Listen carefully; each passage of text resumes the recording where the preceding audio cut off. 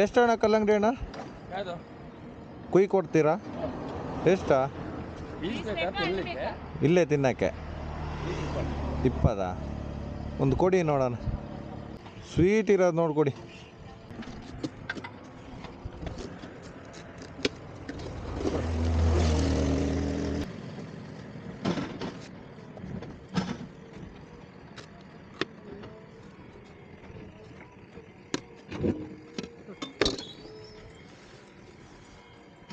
ಖಾರ ಗಿರ ಹಾಕ್ತೀರಾ?